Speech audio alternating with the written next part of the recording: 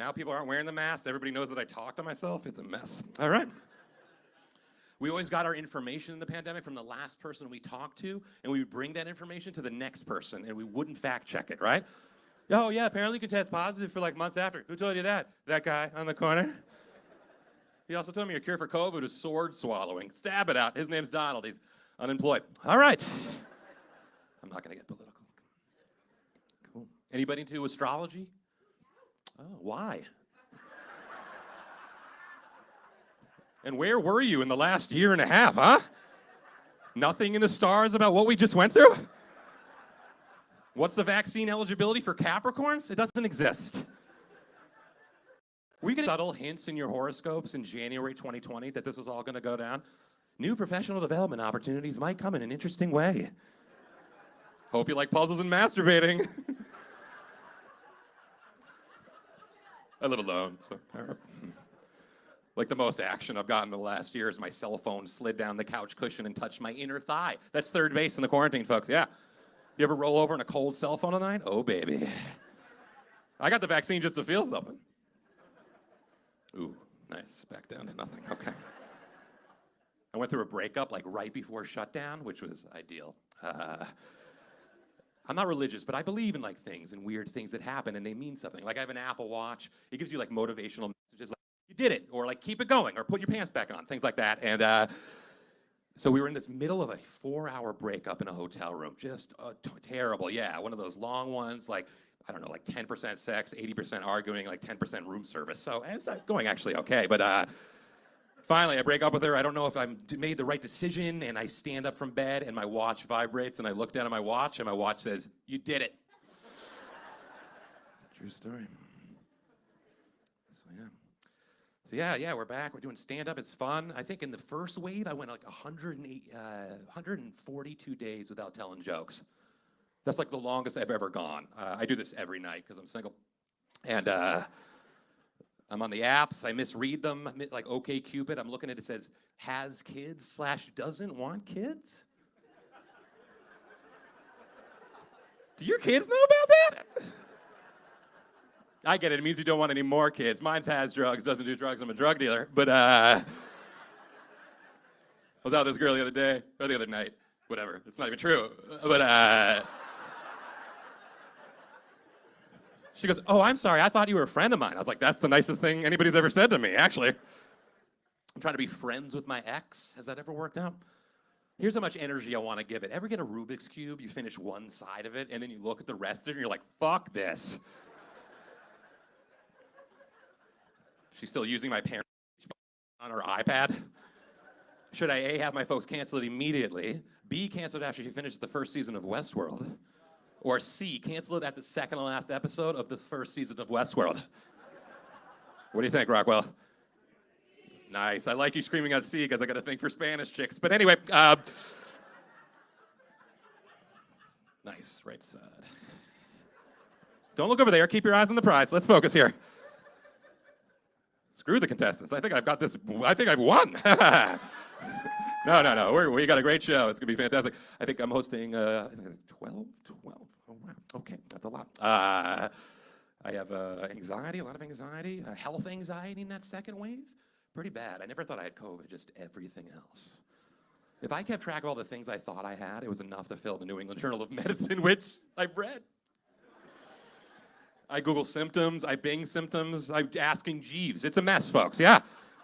I need answers immediately. I slam my elbow into a door, and then I Google, did I just slam my elbow into a door? I killed a really weird-looking bug, and then I Googled, do I have murder hornets? I don't have syphilis. But, okay. OCD, I'm like 50% here with you guys. I'm 50% thinking somebody's breaking into my car right now. Yeah, I don't know. You guys know about OCD, right? Obsessive compulsive disorder. I don't agree with the disorder part, folks. It's all order. Total order. Everything is in order. I'm obsessed with it. It's a compulsion, really. But I don't think it's OCD. They say the 3 things that people with OCD do, and I don't agree with this either, is that we repeatedly lock the doors. That's safety. Wash our hands. That's germs and count stuff. That's just fun. We got about 63 people. I know, they told me in the back. I do weird things, though, like before I leave the house, I have to touch myself. Okay, cool. Come on in, fill that front row, make it look not depressing. Yeah. Yeah, so what else about that stupid thing? Oh, I did online therapy. Every comedian has an online therapy joke, hopefully. I don't know. Should I drop my therapist, though, if I've been talking to her on Zoom and I can see she's looking down at her phone? It's covered by health insurance, so I just look down at my phone, but then sometimes I text her, look up. I remember the first time I went into therapy, she brought a therapy dog and she needed backup. That's how messed up I am. The dog didn't even do anything. He just sat on the couch with me. I was like, you're doing nothing for me, buddy. But then I pet the dog in the head, and the dog looked at me and said, that'll be $125. I'm a big overthinker, too. The first time I walked into therapy, she's like, do you want the couch or the chair? I was like, I hate my parents. My parents are doing good. Actually, they're on season 7 of CNN. Okay. I don't know. I'm a big overthinker. Any overthinkers out here? Yeah, we get a bad rap. Nobody talks about underthinkers. Oh, he just doesn't have enough thoughts. He's thoughtless. Overthinking is great because eventually one of my many thoughts is going to be the right one. That's what I'm banking on, right? And I'm just grasping at thoughts. I don't know what's wrong and what's right. I'm like, should I go back to school? Maybe I should invest more. Another hot dog? Yeah, that's the one. Yeah. Apparently not, though. Did you guys hear about hot dogs? The studies they did. Yeah, every hot dog takes 35 minutes off your life. I know. I don't trust the science. It seems rushed. I got a buddy in Utah. He had a hot dog. He's fine. I'm just going to do my own research. They were conducting these studies in the middle of a pandemic. We have the resources for this? That's crazy, right? Bob, give me the reports about the effect of antibiotic treatments on my desk by noon. Carol, find out the connection by the high positivity rates and kids going back to school. Bill, what are you working on? Hot dog, sir. That's the only joke I wanted to do. All right. You guys are delightful. Yeah, this is one of my favorite venues here. Yeah, we're back doing comedy. I think, yeah, my first gig back after that hiatus was I wanted something low risk, and I got it. It was an RV campground in New Hampshire. I stood in the middle of the field while the entire audience surrounded me in golf carts. Low risk people. No, I mean low risk people. Okay, I'm sorry if you're.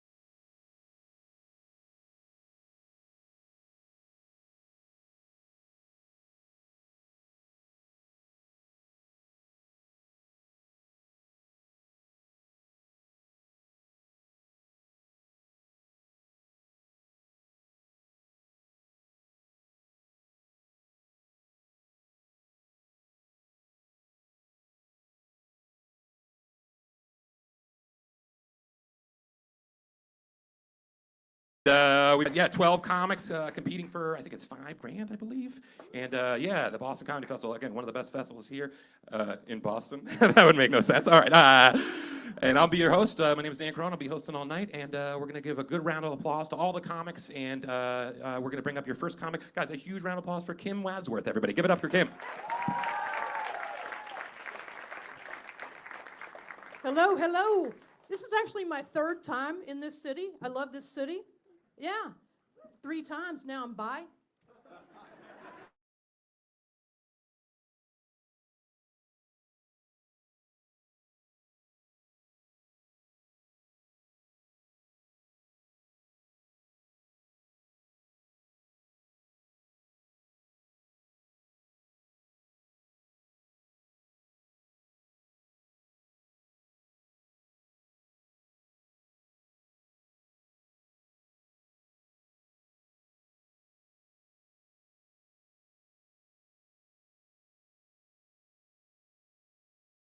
Remember the 90s. Perfect. Perfect. Or know somebody with a mullet. My hairstylist gave it a name.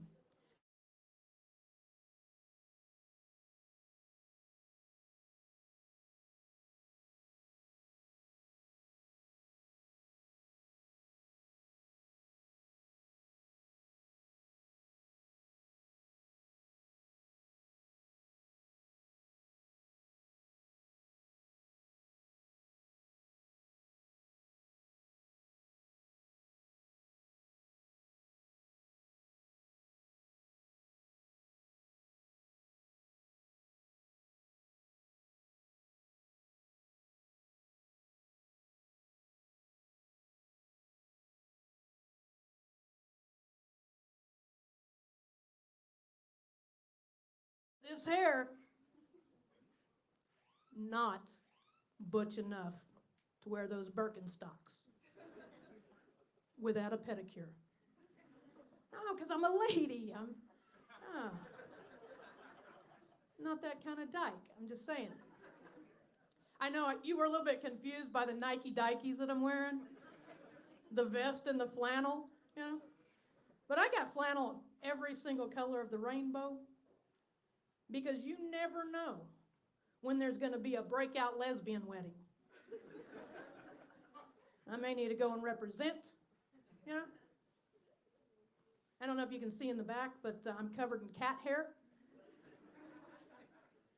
Yeah. That's just lesbian glitter.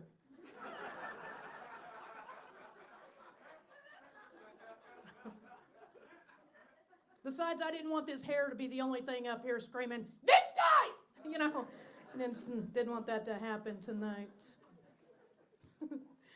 Do we have any military veterans in the house? Anybody? Just me again? Perfect. Thank you. Yeah. It's Veterans Day tomorrow. I thought I'd wish everybody a happy Veterans Day. Turns out it's just for me.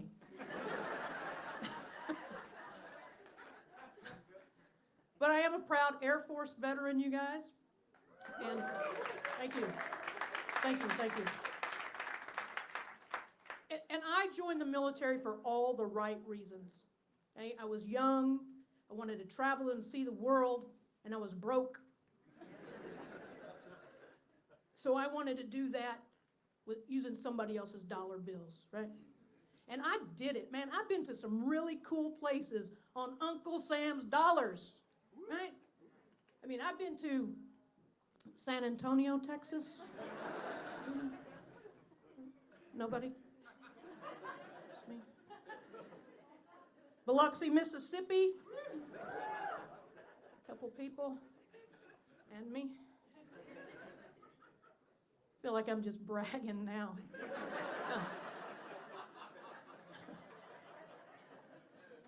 Dayton, Ohio. Yeah, you've heard of that one? Perfect.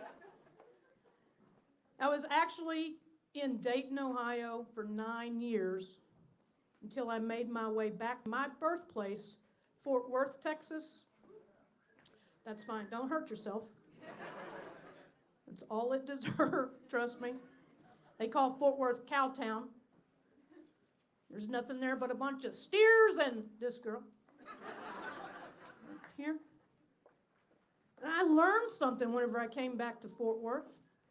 And I came back to Texas. They got weird laws in Texas, you guys. I don't know if any of you are aware of this. In the state of Texas, you can own an unlimited number of guns.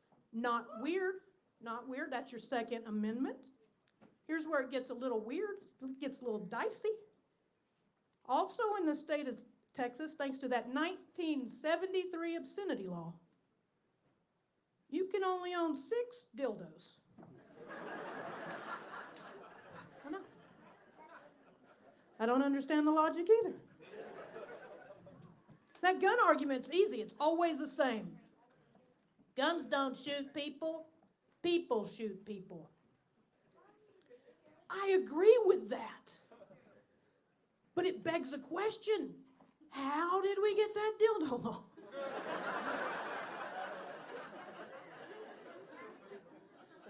In my humble opinion, dildos don't poke people. People poke people.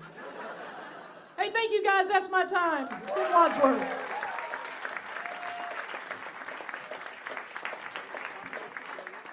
Keep it going for Kim, everybody. How about another round of applause for Kim? Gonna keep that energy going for your next comic, guys. Give it up for Mudit Verma, everybody. Give it up for him. Thank you, thank you. My name is Mudit. That's spelled with the words mud and it.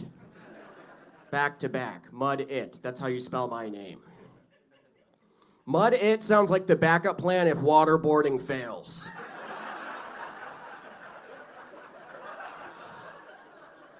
Thanks, Mom and Dad. Now I have trouble sleeping, so I bought a white noise machine. It's a device that makes a constant sound to help you fall asleep. I got mine for real cheap off of Craigslist, and I like my white noise machine. When I turn it on, it starts blaring, "Where's the manager? Where's the manager? Where's the manager?"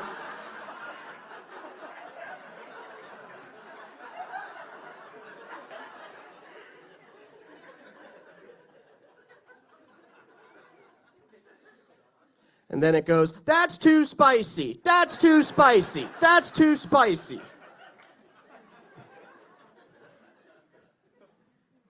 And then you hear, "Let's play devil's advocate. Let's play devil's advocate. Let's play devil's advocate." And the last thing I hear in the morning from my white noise machine is, "Where are you really from? Where are you really from? Where are you really from?"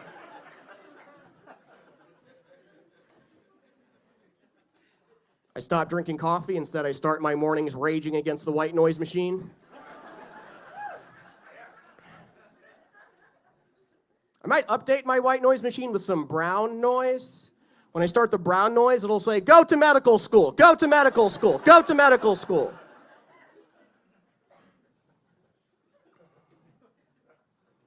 I had this very important presentation for my day job today, and I started by saying that I will be speaking from the heart. And that's code for I did not prepare for this at all.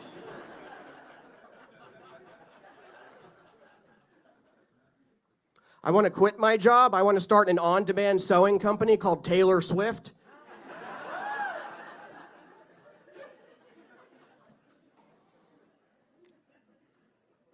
I'm Indian, and I'm at a point in my life where my parents are arranging my marriage.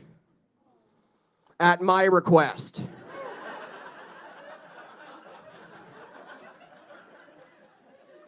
I've outsourced dating to 2 Indians. Like, that's the American way.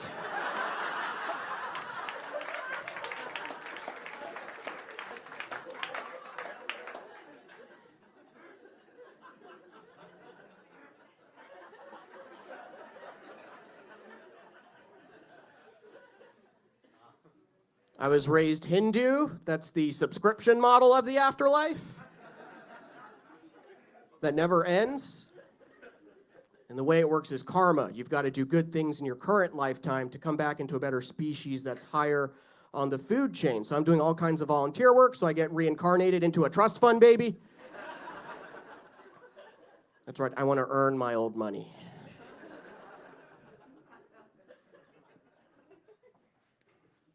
I get in a lot of arguments on social media. I argue about politics, pop culture, even memes. And my friends are like, "Really, man? Is this random Facebook meme the hill that you want to die on?" And I say, "Well, I'm Hindu, and Hindus believe in reincarnation, so it gives me unlimited hills to die on." Just argue all day. Next life, even. I was arguing with my old roommate. He's very conservative, super religious.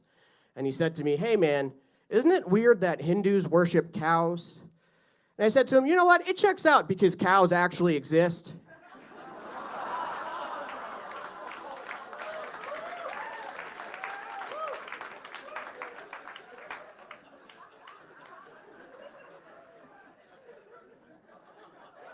And then my old roommate says, "Let's play devil's advocate. Let's play devil's advocate. Let's play devil's advocate." Thank you. That's my time. My name is Mudit Verma.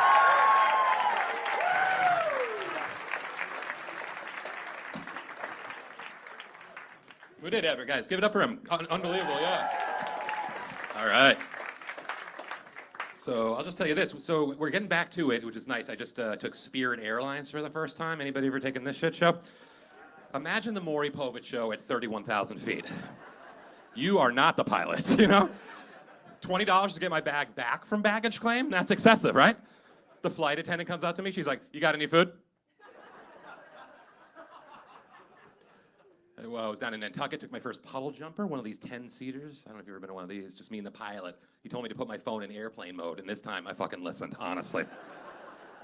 It's just you and the pilot. You're waiting for that old safety routine like a normal flight. It's very different. It's just you and the pilot. It's just him doing this.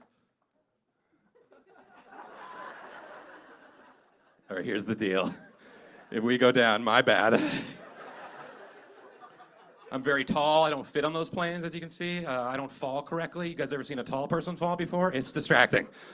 A scene, an ordeal. I fell the other day. It took me 90 seconds. Short people, you have it so easy. It's like, boom, I'm down, instant, right? Tall people, we fall in threes. It's crazy. It's like, bump, bump, bump, picture a triangle falling down the stairs. Short people, you're just better looking because there's less of you. Oh, did I piss any short people off? I'm sorry. I can't see you. You're invisible to me. But don't worry, these jokes are going to be over soon. They're short jokes. Kill me. I love it when a short person hooks up with another short person, like they find each other under the stairs. All right, very good. Your next comic. You guys ready? Yeah? Fantastic. Guys, a huge round of applause for Sam Rossi, everybody. Give it up for Sam. Hey, I'm 18, so I'm applying to colleges right now. Hey, thanks. Email has been both a blessing and a curse throughout that, right? I mean, it's been a blessing because it makes everything go way faster. It's been a curse because I get a ton of emails from colleges I don't want to go to, being like, hey, come here. The best one I've received is from Gordon College. Gordon College is the #1 liberal arts college in the country, the #1 Christian liberal arts college in the country. And their pitch to get people to go to Gordon was, hey, if you apply to Gordon before October 15th, we'll enter you in a raffle to win a pair of Beats headphones. Which I respect the hell out of. Because at least they know where they stand, right? They're like, yeah, Harvard's nice, but you know what they don't have? Beats headphones. That's the Gordon difference, baby. I think Gordon's unique in that it's the only college you can accidentally get into trying to win headphones. Don't you wish more raffles worked like that? Hey, did you win the coupon book? No, but I'm going to Yale. Like, that was sweet. I got a call from a buddy of mine the other night, right? He was telling me about a statistic he read that really spooked him. And the statistic said that the average human in their lifetime will accidentally eat 7 spiders in their sleep. Yeah, it said that while you're sleeping, a spider will crawl into your mouth, and you'll accidentally swallow it whole because you're asleep. And this will happen roughly 7 times in your life. My buddy told me this. He's like, man, isn't that the scariest thing you've ever heard? I was like, nah, man, that's not very frightening at all. I mean, that'd be really scary if you were like, a spider.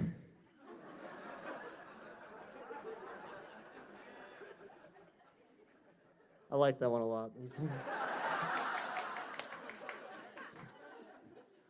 Hey, you guys smoke weed? Hey. Yeah, I'm 18, so legally I can't. But I've been told that I fucking love it.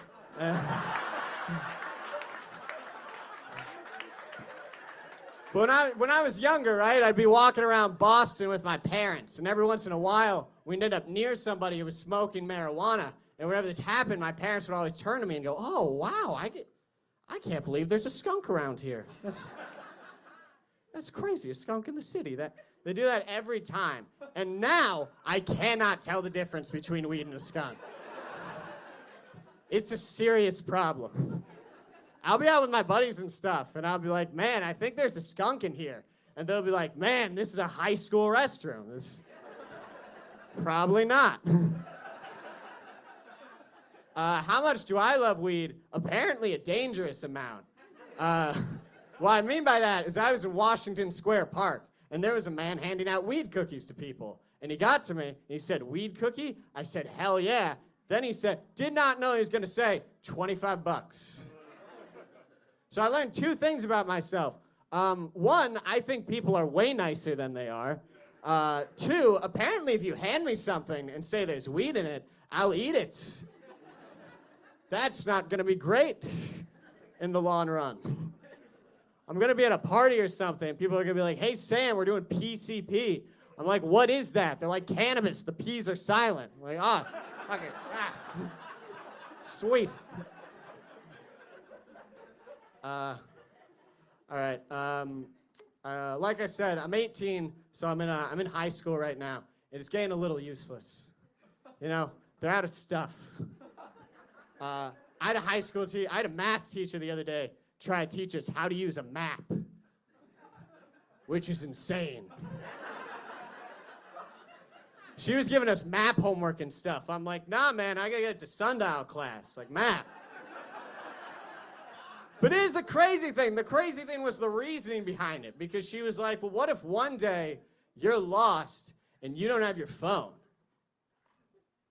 What if I don't have my phone? Dude, I'm an 18-year-old kid. In this day and age, in this country, in this society, you're asking me, what if I don't have my phone? But you assume I have my map with me. Hey, my name is Sam Rossi. You guys have been wonderful. Thank you very much.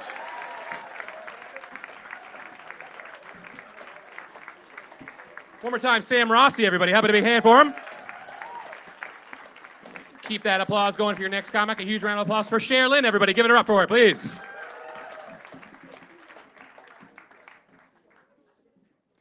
So I was jogging the other day and I found a dirty old pair of boxer briefs, some scratch tickets, a little mini broken bottle of Fireball liquor, and a hypodermic needle, which is obviously disturbing and gross.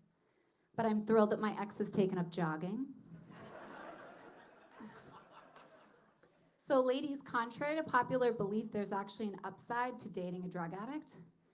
It makes you a very simple, patient, non-materialistic person, because they steal all of your things and they sell them. We'll just get down to brass tacks here. The first and only time that I was ever choked during sex, it is gonna go there. I wasn't scared, I wasn't nervous, I was actually super, super excited about it because the sex was so bad. I was hoping he would just kill me. So if you couldn't tell by that one, I'm in the small margin of the population that doesn't respond well to Zoloft. He said, why is it so hard for you to orgasm? Why is it such a challenge for you? And I had to explain to him that antidepressants, SSRIs, cause you to have a dip in your libido. But I also had to explain to him, I have to keep taking them to keep dating you. So I had to pick my poison with that one. I do struggle with depression, so in the morning, to help me get up and get my day going, I like to set small personal goals for myself, just to prove that despite the odds, I can still achieve anything I set my mind to and still be depressed. There's that. A little about me, I recently celebrated 7 years of sobriety, which is a big milestone for me. There's still a lot of things I miss about drinking. One of the main things I miss is that nice, loose, warm, initial buzz feeling you get, you know, like right before you ruin your life. I miss that. In all honesty, I chose the path of sobriety because I feel like there's nothing worse than a sloppy, angry, inebriated, drunk person in your face trying to start an argument with you. It's like, lay off, Mom. No, my parents are great. They've been married over 35 years, and I attribute that to the fact that they complement each other well, because my mom drinks during the day and my dad drinks at night. So if there's ever an emergency, they're both covered, right? Say marriage is all about teamwork, right? I highly recommend when you're older, for personal reasons, financial reasons, to move back in with your parents for a while, because it'll give you a newfound respect and better understanding of elder abuse.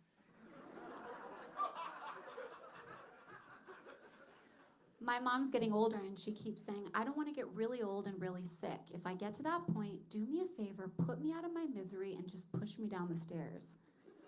So you see where I get my depression from. And I had to say, Mom, look, I love you so much, and we don't have to wait.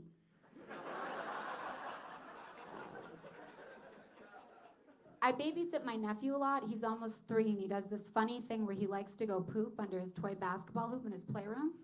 I have to say, Colin, dude, you can't do that. That's my spot. Which would be a great segue into the fact that I am single. I'm single, but I prefer to say unavailable because I feel like that's the only time guys are interested. There's a lot of changes with being single in your 30s versus your 20s. One of the main differences is when a guy would reject me when I was in my 20s, I used to say things like, but why? Why don't you like me? And when a guy rejects me in my 30s, I say things like, exactly. Like, we're on the same page there. You know? Dating is tiring. When I tell a guy I want to sleep with him, I really mean I want to go to sleep. Like, I'm exhausted. I met someone recently and I really liked him, but he had really bad breath, and I didn't know how to break it to him. So before we would kiss, I'd put 2 breath mints in my mouth, hoping one would make its way into his mouth. Still didn't get the hint there. There's just so many things you don't care about at this age with dating. For example, when a guy asks me to text sexy photos of myself, I forget to crop my snacks out of the background. Figure he should know what he's getting himself into, you know? I mentioned sobriety. One of the greatest challenges of my being sober is this thing called sober sex. I don't know if any of you have ever had it. But it's super, super awkward. Yeah. Not because I have resting bitch face, but because I have resting this isn't working face. But lastly, I'm really sick of the generic advice I get at this age, being single, from family, friends, coworkers. They all say the same thing. If you're not happy with yourself, you can't be with somebody else. If you're not happy with yourself, you can't be in a relationship with somebody else. And I beg to differ on that, because I believe if you are depressed and you are unhappy and you are miserable, you can take somebody else down with you. All right? I'm Cher. Thank you guys so much.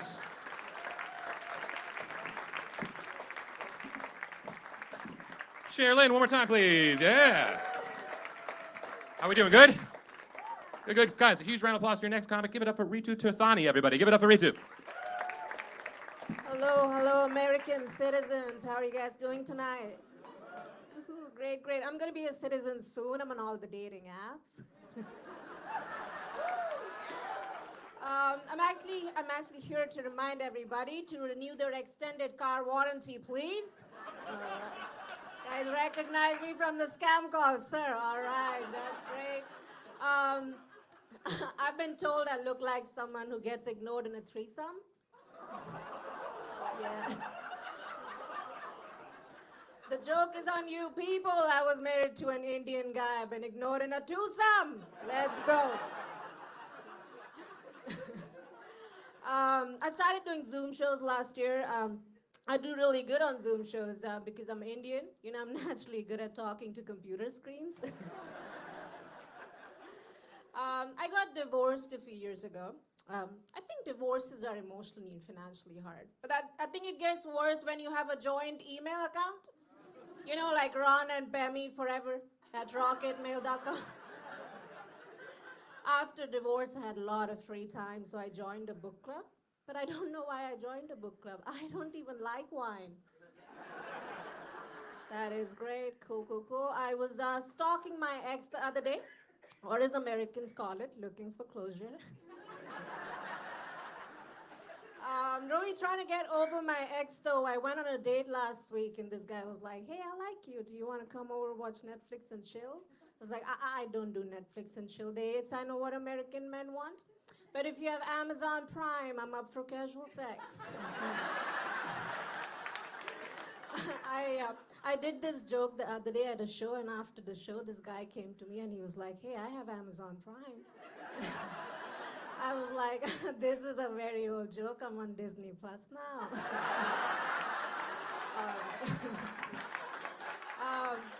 I'm new to American dating, though. I think a lot about my sexual fantasies. I have this wildest sexual fantasy to make love to an American man with no student loan debt. It's gonna be a fantasy forever, people. All right. Talking about dating and sex, though, we don't have sex education back in India, but I still somehow know how to fake it. These are dating jokes, but in reality, I live in Nashville, Tennessee, and I'm dating a guy in Columbia, Tennessee. I never thought I'll have to cross 3 Cracker Barrels to find love. Who votes these jokes for good? Who votes these jokes for not good? Well, your votes naturally don't count. You're in America, so we will keep going. All right, I really love this joke. This is the truth, people. All right. I hate how divided America is right now. I don't know which side to support, so I'm just gonna say it on stage. I do not believe in eating ass. All right, Boston loves anal jokes. There you go. All right, that is great. I don't like the way people talk to Indians in America. You know, like if I see an American, I'll be like, hey, how you doing? But if an American meets me, he's like, oh my God, I love Indian food. Don't do that to us. From next time, if I see an American, I'll be like, oh my God, US healthcare sucks.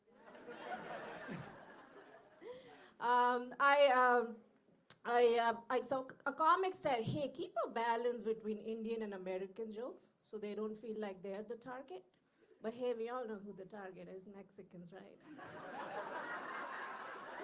I can get away with that joke. People, that is called brown privilege. I like how Americans have emotional support animals. In India, I didn't even have emotionally supportive parents. My parents have a basic common love story. My mom loves my dad, and my dad loves alcohol. My dad is a big believer in karma. He said I got divorced because I made fun of someone's divorce. Well, I learned my lesson. I make fun of rich people now. I want to be rich, though. I like to be rich so I can go gluten-free without any judgment. You know, my favorite thing about my parents is that they're still in India. That is my time. Thank you so much. Thank you.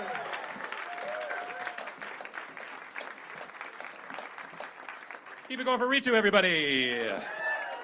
Keep that energy going, guys. Get your next comic, Tim Champa, everybody. How about a hand for Tim? Give it up for him. Boston Comedy Festival, how we doing?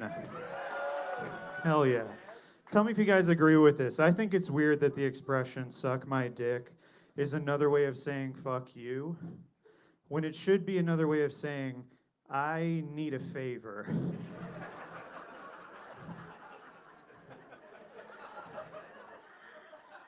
Yeah, you know what I mean? Like something that's good for you but unpleasant for them. Like, hey man, can you help me move this weekend? You'd really be sucking my dick.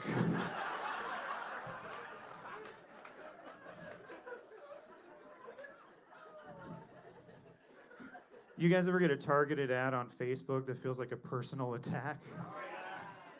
Like I started getting ads for these desensitizing wipes that are supposed to help with premature ejaculation. How would they even know that about me? You know what I mean? Like I was pretty sure our phones were listening to us, but now it's fucking timing me too.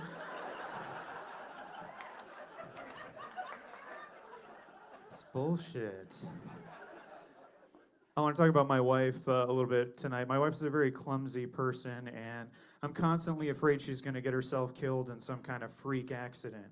And that doesn't just scare me because I'd miss her. It also scares me because society doesn't exactly give men whose wives die in freak accidents the benefit of the doubt. Right? I feel like that's a double standard in the sense that, like, if I died in a freak accident, the community would come together to support my widow. There'd be like a GoFundMe to help pay for funeral expenses and shit. But if she died in a freak accident, there would immediately be 10 different podcasts about how I definitely killed my wife. Like a docuseries on Netflix where they show footage of me doing this bit with ominous music over it. Very incriminating.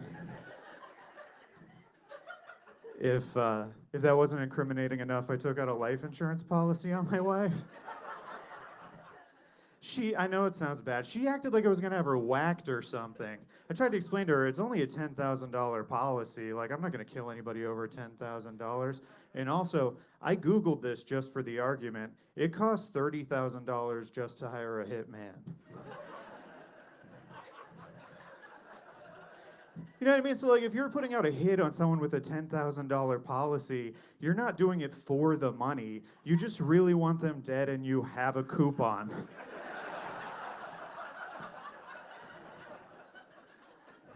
It's like 30% off. That's a good value. I want to spend my last couple minutes with you guys talking about sex toys, if that's all right. So strap in, I guess. Has anybody here ever heard of a product called Tracy's Dog? No? Okay. I'll explain what it is. It is a vibrating dildo that also has a built-in clitoral sucking mechanism. I know, it's pretty intense.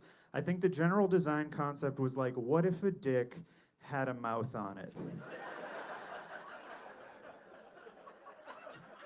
Or maybe what if a mouth had a dick on it? Or what would it be like to get 69'd by Gonzo from the Muppets?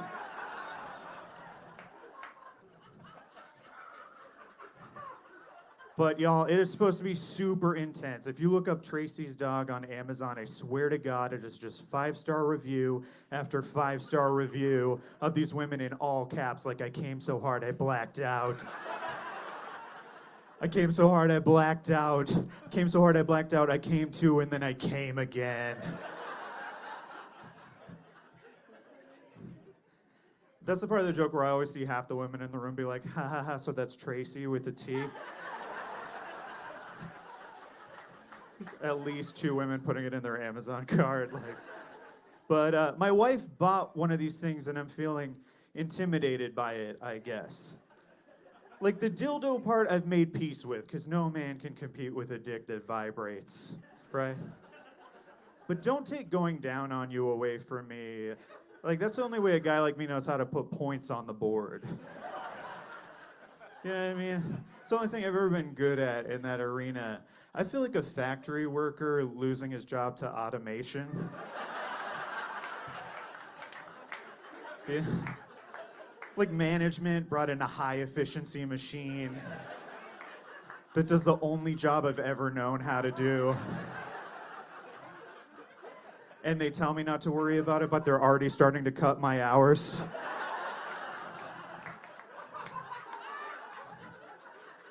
Like, I don't know how to participate during sex anymore. It feels like, you know when you're helping somebody move and you gotta lift a big piece of furniture, but there's already enough other people helping with the lift, so you just sort of stick one hand in there to make it look like you're doing something?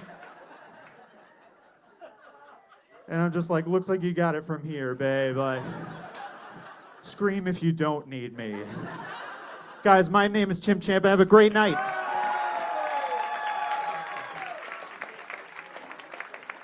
Champa, one more time for him. And we're about halfway done. I'm not joking. Oh, I thought that was going to kill. All right, very good. Your next comic, you guys ready? Yeah. Huge round of applause for Leo Nguyen, everybody. Give it up for Leo.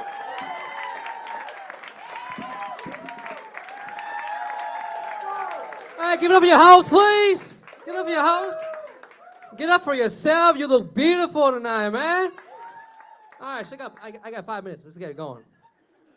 My name is Leo Nguyen. I'm from Vietnam.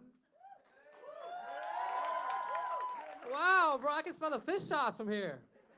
I hate it when French people say they don't like fish sauce because it's stinky. Bro, your cheese smell is fuck. Anyway, I'm from Vietnam. It's not just a war, it's a country too, yeah. You know that? You know that? And I've been in America for 8 years, and there's been a lot of time people ask me if I'm from China. As a matter of fact, if I got $1 every time a person asks me if I'm from China, I'll have enough money to be Chinese, man. Chinese, man, they're conflicted people. They're rich communists, you know? Karl Marx would be like, hey, China, you violated the manifesto. I don't know why Karl Marx sounds like Bill Clinton, but we're working on it. We're working on it, okay? We're working on it. Y'all lucky, I'm speaking to you in English. Yeah, shit. But a little bit more about me. When I was 16, I moved to America to further my studies. That wasn't even a joke. Let me try it again, okay? At 16 years old, I come to America to further my studies. That's why I tell people, deep down, I know that I want to go to prom with a white girl. Quintessential American dream, yeah.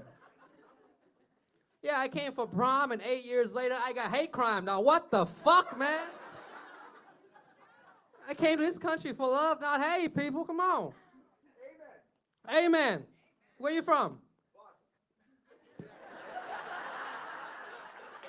Exactly my point, but thank you, brother. Thank you, brother. You're proving my point for me, okay? But for real, though, you know, when you're not from America, a lot of things that you know about America is from Hollywood movie, right? So I found this cinematography masterpiece when I was 14 years old. that convinced me that America was the answer. You know, High School Musical. Because I could be Troy Bolton too, goddammit.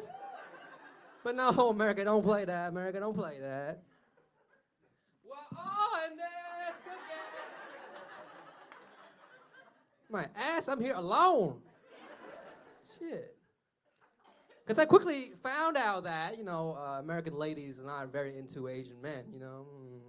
No good, no good. And, you know, because through decades of misrepresentations, you know, in the medias and the movie, you know, American think that Asian men is weird, which I'm not, and that Asian man can't fuck, which I can. If only you could let me try, goddammit.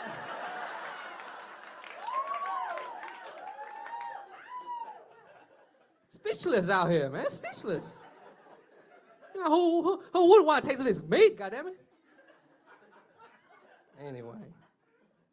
Asian can't fuck. Do you even know Asia, bro? Like one country of like 2 billion people. How do we do that?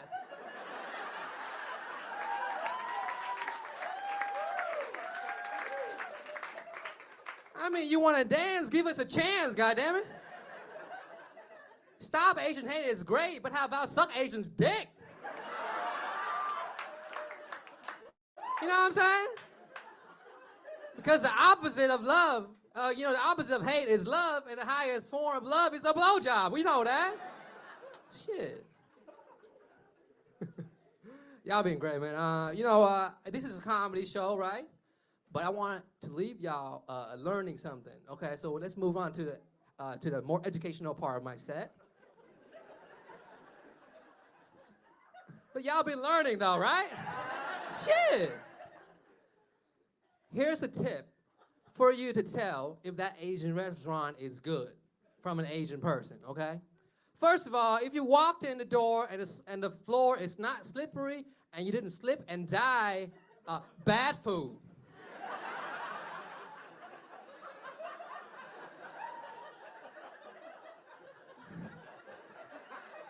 If the staff talk to you, bad food. And finally, if you're walking in an Asian restaurant and you see a white waiter, you walk the fuck out of that bitch. Man, that's gentrification, you know? But for real though, it was one time I was in New York, I was so hungry, I walked into this Asian restaurant, and the waiter's white, so that's my first red flag. And he have what I call the caudacity, the Caucasian audacity.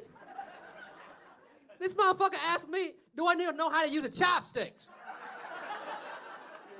I'm like, bitch, I eat soup with chopsticks. My name is Loc Nguyen, thank you so much.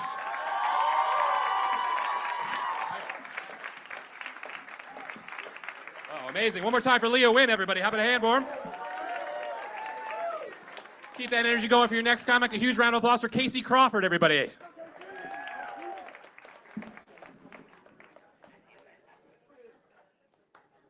How you folks doing? I'm very excited to be here tonight. I'm harder than a vegan scone right now.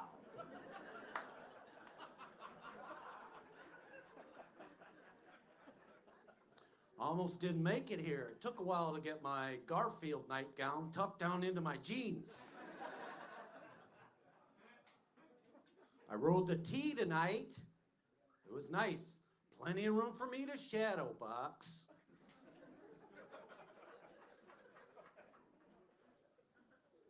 I can't wait for this goddamn pandemic to be over, right? Yeah, I don't want to live in a world where Hocus Pocus is sold out at the drive-in.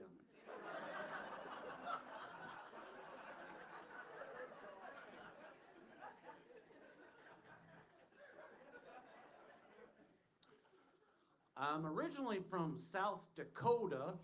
Yeah, a place where people get tasered on their birthdays.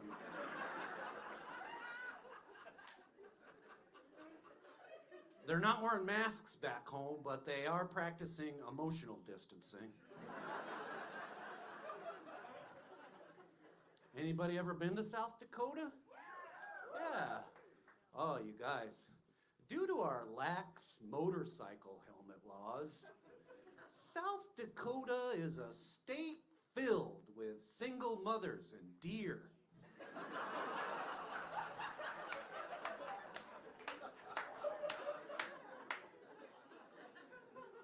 There's not a whole lot going on in South Dakota, folks. You might not believe that, but it's true. There's not a whole lot going on. One time I fell asleep while driving in South Dakota and eventually just ran out of gas.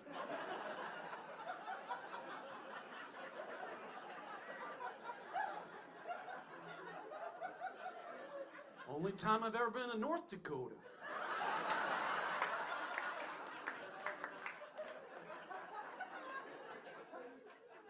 There's not a whole lot going on in North Dakota either, folks.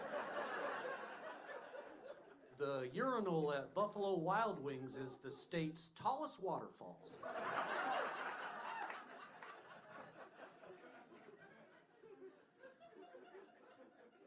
Our leading cause of death in South Dakota should be heart disease, but instead it's fireworks.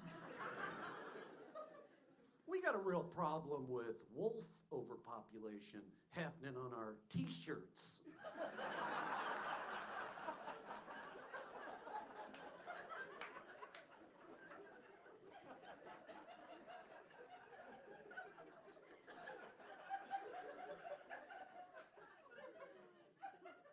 Folks, I grew up in a town of mostly fireworks widows.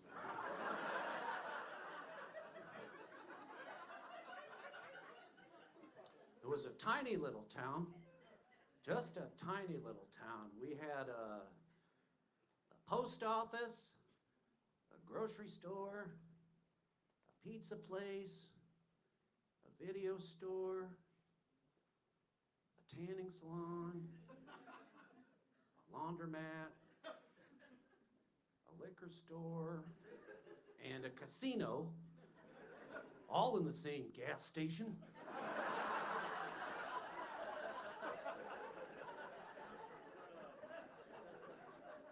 Just a tiny little town. We had a teenage mayor for a while. What are you gonna do? He won the arm wrestling contest.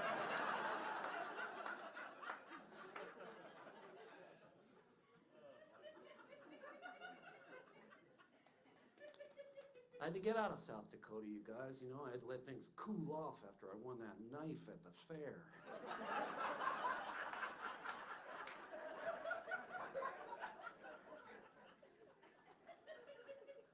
I had to get out of my hometown, you know? You can only watch your weed dealer become your stepdad so many times.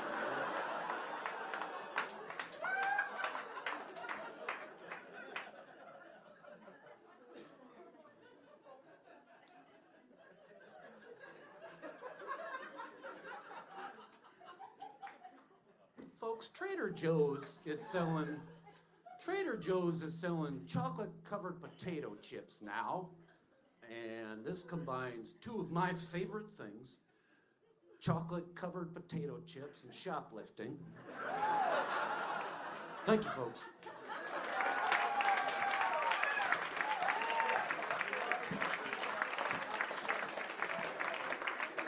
So funny. Casey Crawford, another round of applause for Casey Crawford. Give that energy to your next comic. Have a big hand for Rachel Dunbar, everybody. Have a big hand for Rachel. Happy Black History Month, everybody. That's right. No, you heard me right. I know it's not February, but guess what? I don't need some calendar, okay, to tell me when Black History Month is over, right? Especially not the white man's calendar. It's got Black History Month, the shortest month of the year. So in honor of Black History Month, I thought I'd share a few things with y'all. Like my Venmo username. I'm not kidding. Get your phones out. I know you have the app. My username is Rachel-Dunbar-5. Let's go. Trying to get my reparations this year. If you don't have money for me, that's fine. I will accept large plots of land. Or a mule. Matter of fact, I don't care about the money. I don't care about the land. I just really want a mule. I got things I gotta transport.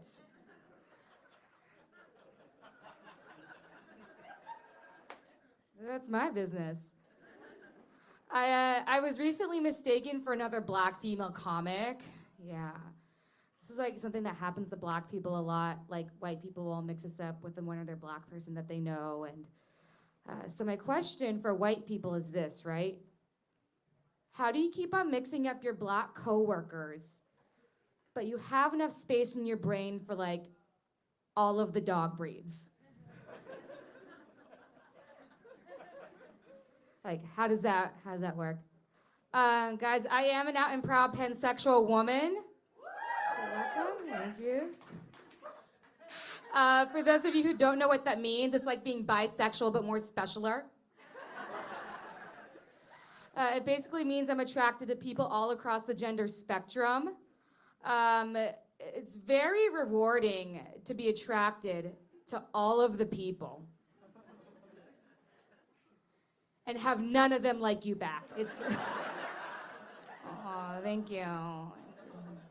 It's actually a big problem in the gay community. Speaking of which, I've been thinking a lot about the people who've made the gay community look bad recently. You know, like Ellen DeGeneres and Pete Buttigieg and Jeffrey Dahmer. Because you know, when Jeffrey Dahmer got caught, all the gays were like, damn it, Jeffrey, you were just supposed to eat the ass.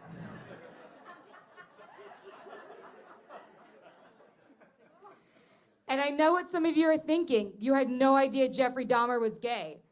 That's okay. The police investigating his crimes had no idea either, okay?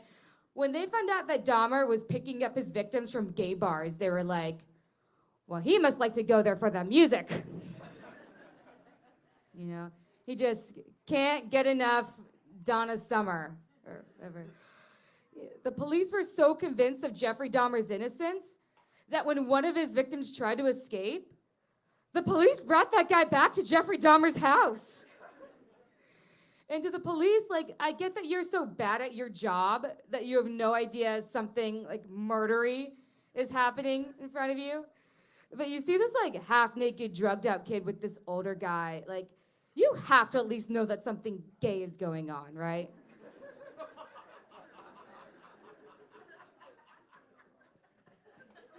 One guy liked that joke too much. Not something for that guy. I don't know if this ever happened to you, where you're just hanging out with your mom and she turns to you and she goes, "Hey, by the way, you're autistic. We just never told you." No, just me. I don't know if any of you have ever, don't know what it's like to find out you're autistic at the age of 27, but I was like, this adds up, because I love counting. I hate those people who say, oh, don't say autistic person, it's person with autism, right? Because first of all, I've never heard anyone with autism actually say this. And second of all, the people who say this, they don't actually care about autistic people. They just want to prove to everybody how like progressive they are or whatever. I just want to tell these people, like, you're a shitty person. No, I'm sorry, you're a person with shittiness. You're just high functioning on the shit spectrum. All right, I'm Rachel Dunbar, that's my time.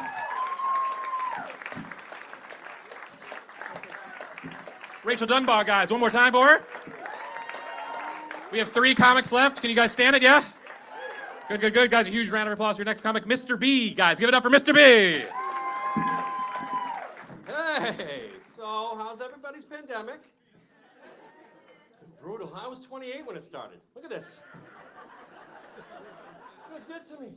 It's a vaccine, dude. I'm very excited to be here. I was, did a little workout this afternoon. I did a few sit-ups, or I lay down a few times. It depends on how you look at it. Yeah. You guys are in a good mood. There's actually some truth to that. If you lie down really slowly, it becomes a resistance exercise. It's called isometrics. Look it up. It's true. The revolutionary thing about my lie-down program, patent pending, is that when you get down, you stay in the down position for like a couple of minutes, you know, until like the next commercial break. Take a nap. We're very flexible. I think he's going to catch on, right? I mean, what would you rather do? Sit up or lie down? Lie down, exactly. I don't know. I am trying to work out for real, though. I took a long break from working out. I used to work out a lot. I played college football. Everybody hates me now. I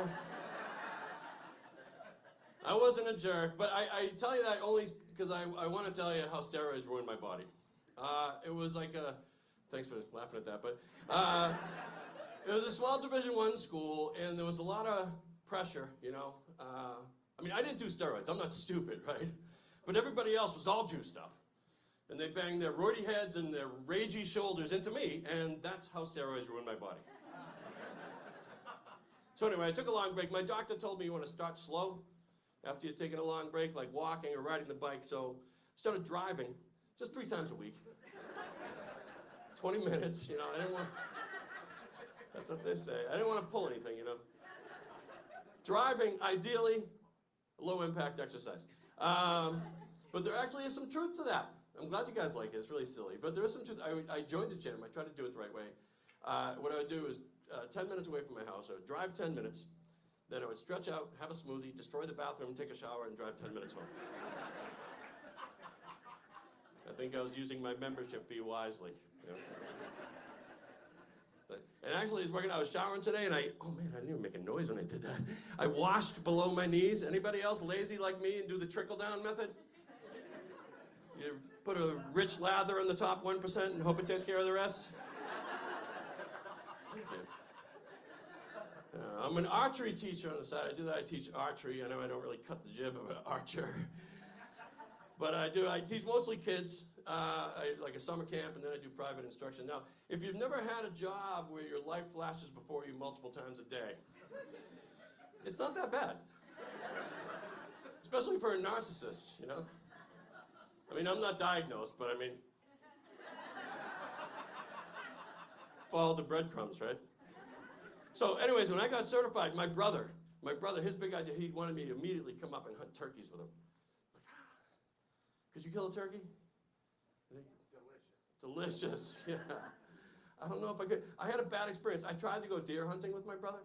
And what I mean is I'm telling you guys that I chickened out at like the very last minute, you know. I just like I'm like, there's no way I could do this. I started like freaking out. And my brother started ruthlessly making fun of me, just tore into me.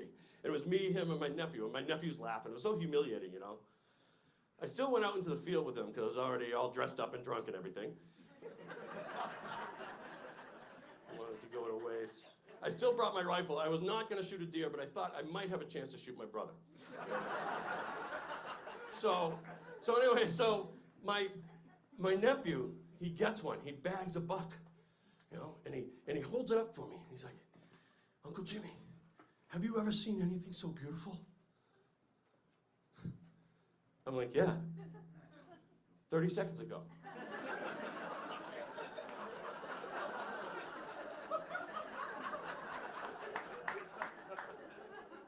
Do you remember when the deer looked over at us and the sun was glistening on its antlers? It was very majestic. I'd say that was as beautiful, if not more so, than when you lifted its dead carcass and forced it to look at me. I don't know what tips the balance, you know, the blood coming out of the corner mouth, dead eyes, I don't know, but I could just never kill a deer. I couldn't, but a turkey I would kill in front of you guys right now with my bare hands. I mean, they're goddamn jaywalkers, loiterers, and bullies. No one ever used the term beautiful to describe a turkey when it was still alive.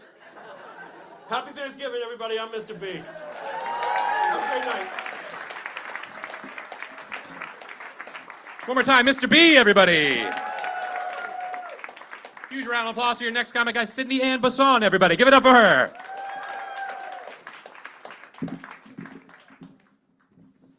Thank you. Thank you. Yes, thank you. I deserve it. I deserve it. I recently got my citizenship.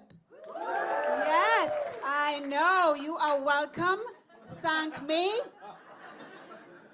Look, I'm surprised I passed, guys. Like I didn't think I would do it. Because it's hard, it's tough. Man, I had to take an oath to tell the truth. and then immediately lied. You know what I mean? If I had to get my citizenship, it's tough, it's tricky, you know what I mean?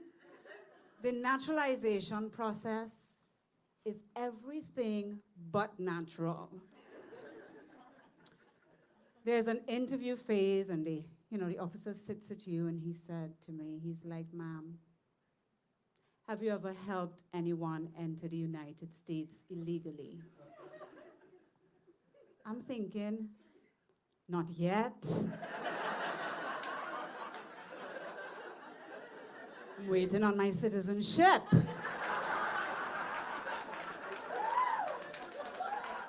But you can't say that, right? And then he was like, have you ever been a habitual drunkard? Like, are you kidding? Like, are you kidding me? I've been married 21 years, so you do the fucking math. Sobriety and marriages, that's not a thing. It's not a thing. And then he went on, he's like, okay. Have you ever been a terrorist? Or belonged to a guerrilla gang? And I'm like, okay. Interesting that you should think that anyone who belonged to a guerrilla gang or a terrorist will have problems lying on the oath. Like, who exactly are you trying to catch with this question? You know what I mean? Because who's saying, oh my.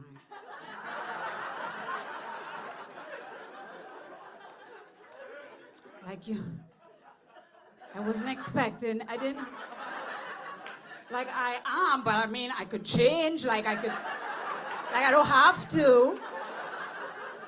I have bombs in my car, I don't have to use it. Like, who's saying that, you know?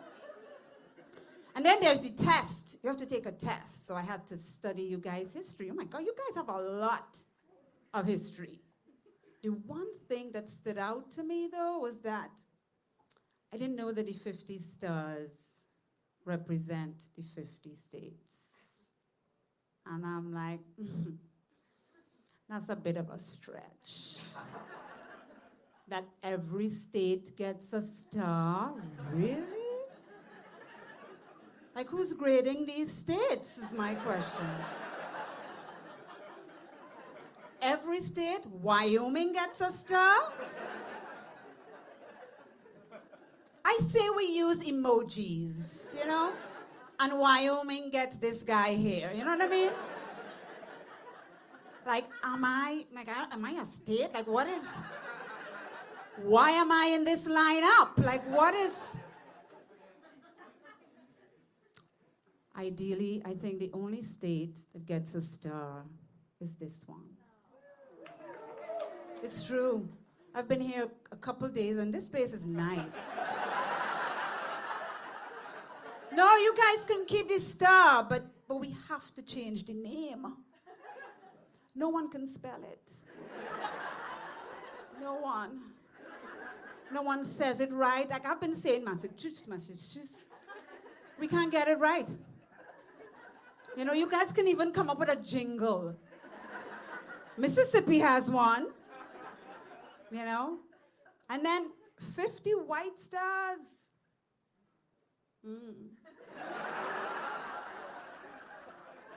Every star is white, guys. I feel that probably could be the problem, you know what I mean? Like not one black, you know what I mean? Not one black star. Like, can we give Georgia a black star? Can we give, right? Can we give Texas, can Brooklyn get half of a black fuck? Can we give? My name is Cindy and you guys have been great. Keep it going for Cindy, everybody. And we have your final contestant. You guys ready? And then we have a special guest. Fantastic, guys. Your last contestant tonight, Erick Hellwig, everybody. Give it up for Erick, please. All right, yeah. Night of first for me. First night performing in Boston. And my first night walking on stage already holding the microphone. That's fucking weird. I feel like I got on the airplane in LA holding the mic I'm going to a comedy festival. Good to be here. Anybody married in the audience tonight? Anybody married? Yeah. Great. I just got married before the pandemic actually, so I feel like that was last week. Getting married. It's interesting. We planned our own wedding. It's a lot of responsibility to do that, But me and my wife, I think we divided it pretty evenly, the responsibility, she planned the wedding, and I tried not to change my mind about getting married, 50-50. I'm kidding. I'm very happy to be married. I hated being engaged. Being engaged fucking sucks, especially as a dude. It's a lot of unsolicited advice from other dudes who hate their wives. That's basically a lot of checking over their shoulder and laundering their own mistakes. This one dude was giving me advice. He's like, Eric, look, I'm happy for you, but just keep in mind you can never know anyone. My wife left me, I never saw it coming. It messed me up. It messed my son up. If I'm honest, I don't think it's ever gonna be right again. I was like, Dad, give me the mic, you're ruining the wedding. Dad! Give me the mic. DJ, play the electric slide. It's electric, everybody. It's electric. Wedding was so much fun. It was so much fun. You should do it if you're thinking about doing it. Somebody's like, I wasn't. I'm gonna leave now. That was great. The only part I didn't like about my wedding was the very end. The very end of weddings where the whole invited wedding people, they get in 2 lines and then the couple runs through the line to leave the wedding. That's weird because it's our wedding night at that point. We're leaving to go fuck. That's where we're going. I've had sex a lot in my life, but never where the foreplay was everybody I've ever known and loved waving at me.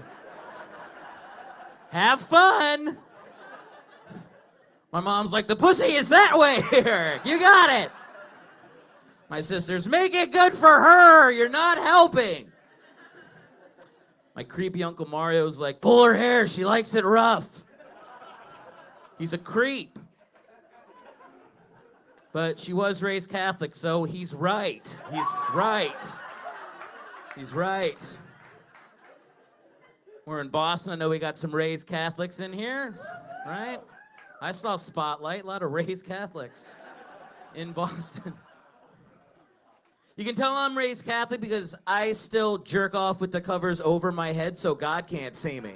It's actually how you know. You're raised right. I was an altar boy when I was a kid too. Little tiny 12-year-old altar boy. Anybody want to guess where this joke's going? Boston knows. Shut up, you're fine. Pussies. Is it just me or does any childhood activity with the word boy in it sound like a kid's about to get fucked? Hear me out. Altar boy, Boy Scout, paper boy, ball boy, bus boy, actual boy. I was all of these boys as a boy. Boy, oh boy, that's a lot of boys. That's all I'm saying. Honestly, I don't know how I avoided it. I kind of think it was narrow situational misses, right? I just Mr. Magoo'd myself out of getting molested as a kid. I would drop a quarter and be like, oops, and then a dick would smash into the wall where my head was. I'm like, hey, found it. Bye.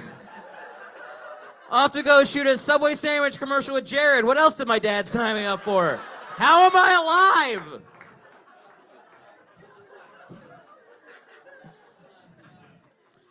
Boston, they told me you weren't ready for child molestation jokes, but I knew. I told them, I was like, they've been touched, they've been to therapy, they're ready to laugh about it. I knew that you were ready. Guys, my name's Erick Hellwig. Thank you so much. Have a good night. All right, bye. Erick Hellwig, one more time for all the contestants. You guys have been such a great crowd. We have a special guest while the judges deliberate, and he is actually a former winner of the Boston Comedy Festival. One of the funniest guys. You've seen him on Colbert and Conan. Guys, a huge round of applause for Lingon Mitra, everybody. Give it up for him, please.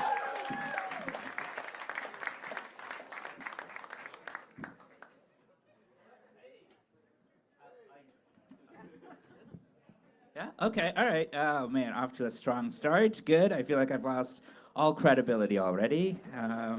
No, I'm excited. I'm excited to be out. You guys excited just to be out at this point? Oh, because I had a pretty rough go of it. I was isolating in my parents' basement, and then the pandemic started. Pretty rough. I was productive though during the pandemic. I stopped watching porn. Did you just boo? Do you work in porn? Why would you? I needed that customer. Yeah, I did. I quit watching. I can't watch. People like it because it's a fantasy world. But whenever I see that world, I just feel like it's broken, you know? Because the girl will be like, oh, I can't pay rent, but I can pay in other ways. I'm like, why can't she pay rent? How come we don't increase the minimum wage? She'd be like, I need to get spanked because I didn't pass chemistry. Okay, but we need more women in STEM. She'd be a nurse. She'd be like, oh, your blood pressure looks really big. No, it's high.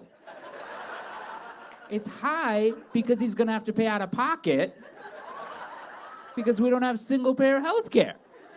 On top of that, he's stressed because one of his daughters is getting evicted, the other one's getting expelled. His stepsister is stuck in a laundry machine.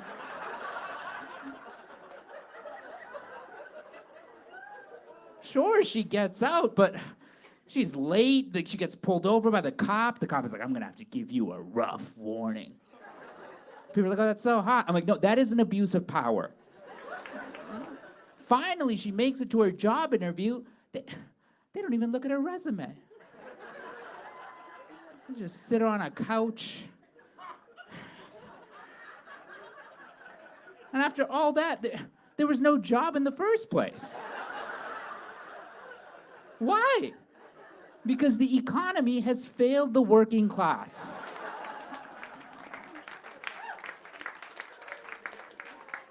Seems like the only job she can get is babysitter.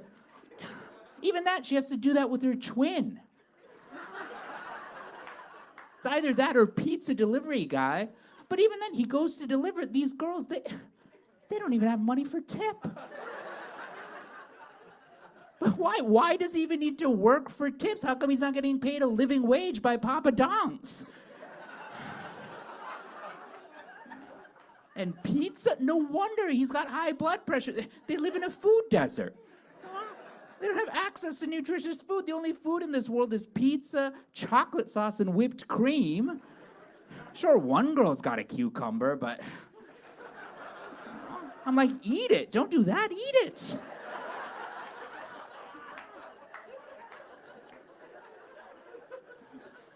At this point, man, the only porn I can watch, it has to contain Bernie Sanders and Elizabeth Warren. Like, my Pornhub search is big structural changes. So that's what I'm into, apparently.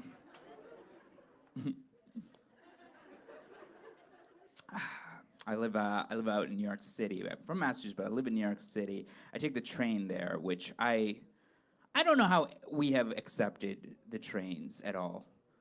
Like, if you had to pitch the trains in Shark Tank, like, all right, so we've got these tiny cabins that we transport people. All right, can you show me the train schedule? No, I cannot. What? We don't have a schedule. We just release them randomly, like hounds. How do people plan? Well, we put up little signs with the next time the train. Oh, so can people rely on that? No, not at all. It's mainly a prop, that one. So how much time does it take to get from one station to the next station? Well, there are multiple stops. Yeah, but from one station to the next. Yeah, within that, there are multiple stops. It just will stop randomly, normally in a dark tunnel. So you can't predict when it'll stop. When you most need it not to. That's when it stops. All right, how many security checks do you have? Zero. Well, what if somebody mentally unstable wants to get on? Oh, he'll just get on. What do you want the passengers to do? I just ignore it, generally. How close will a mentally unstable person get to you? Closer than anyone, actually. All right. Well, how much does it cost to ride the train? Roughly $3 American. Or if you know how to hop or crouch, it's free. And how much money do you guys make? Oh, we run at a huge loss. How much of a loss? We don't even have enough money to hire somebody to tell us that, actually. And you're looking for an investment? No, I want you to kill me.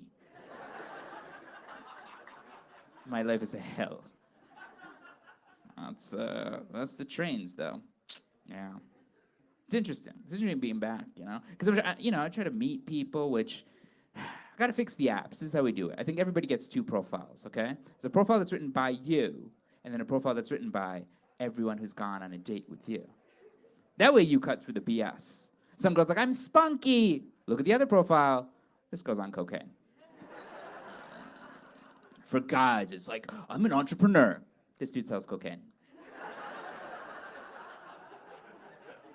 Cut right through it. I realized I need to learn more, though, because I was on a date with this girl, and she was like, oh, what do you like to do for fun? I was like, oh, I like to read. She's like, oh, what's the last book you read? I was like, I did not realize it was going to be a gotcha question. Like, I guess I like to tell people I read. I'm just watching Netflix. That's all I'm doing. What's that? You have subtitles on. Oh, what an American response. Like, you read? You're reading subtitles. I am trying to read a little bit. I read that in Sweden, or one of those countries like Sweden. It's like Denmark or Copenhagen, one of those countries, Like one of those countries you only hear about in the Winter Olympics. One of those, where people named Sven come from. One of those countries. They banned filters for teenage girls on Instagram. Teenage boys as well, but it would be funny if it was just for... But no, they banned it. They banned it for everybody. And I was like, oh, that makes so much sense. Because what's like more poisonous for like a brain than that? Right? Like, you don't need a critical mom if you have an Instagram. Right? Because your mom will be like, oh, you need to lose weight. And the Instagram's like, look, I got this. You need to lose weight, get rid of your acne, also have more symmetrical face. You want to see how you look like if you do that? No? Well, here. This is how you'd look like. Oh, you can't become like this? Well, enjoy depression. They got rid of it in, I don't know, one of those countries, right? And so, like, the girls now, they don't have to deal with, like, having to change their face. Except for wearing thousands of dollars of makeup every year. Like, can we admit that the makeup industry is not feminist? They're always like, we're feminist. And then they're like, also come in for a makeover. Yeah, your face needs to be made over. We're so feminist. I get so riled up about it, and girls are always like, why are you so riled up? I'm like, I don't know. I just do. I just don't think that you should feel like you should have to wear makeup every day. But they pour billions into it, Makeup should be like cocaine. Just save it for birthday parties. And prom. That's what I think. But yeah. You know what it is? I don't mind that they spent billions to make us feel bad. What I mind is that they spent billions to pay spokespeople to say, I'm doing it for me. Like, that's the part that's messed up. That's like paying a slave to say, I like working outdoors, you know? Like, I don't mind the slavery, it's the manipulation. I might have gone a little overboard. I don't like slavery, let me just be clear. I feel like that's gonna get taken out of context pretty hard.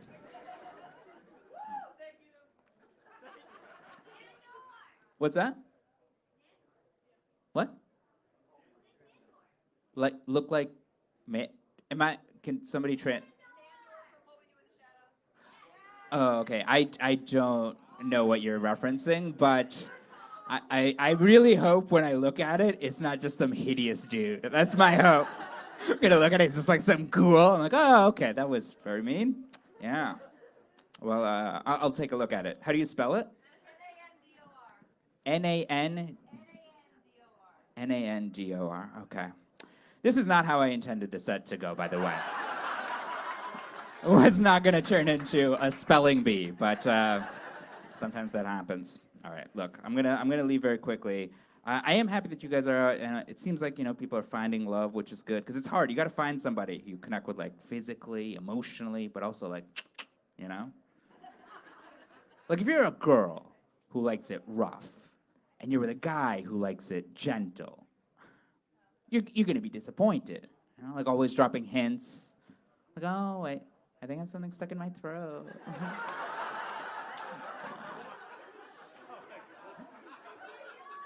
But then if you're a guy who likes it rough, and you're with a girl who likes it gentle, you're going to jail.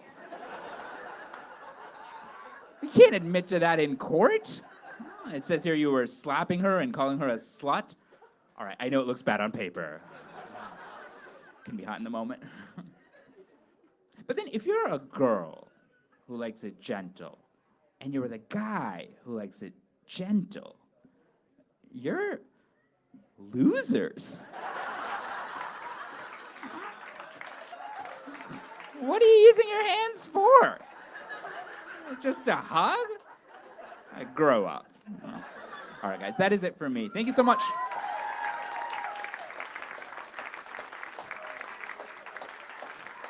One more time, Liga Mitra, everybody give it up for him.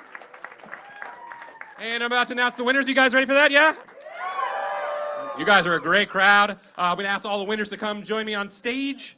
I don't know if that breaks any COVID guidelines, but we're going to do it anyway. All right, your winners tonight, guys, appearing in the finals. Give it up for Mudit Verma, Sam Rossi, Ritu Tahrani, Tim Champa, Casey Crawford, Erick Hellwig. Those are our winners. Give it up for them. Come on up. 1, 2, 3, 4, 5. We're missing somebody. 1, 2, 3, 4, 5. There you are. Good job. Your winners, guys. Thanks so much. You guys have been a great crowd. Appreciate it.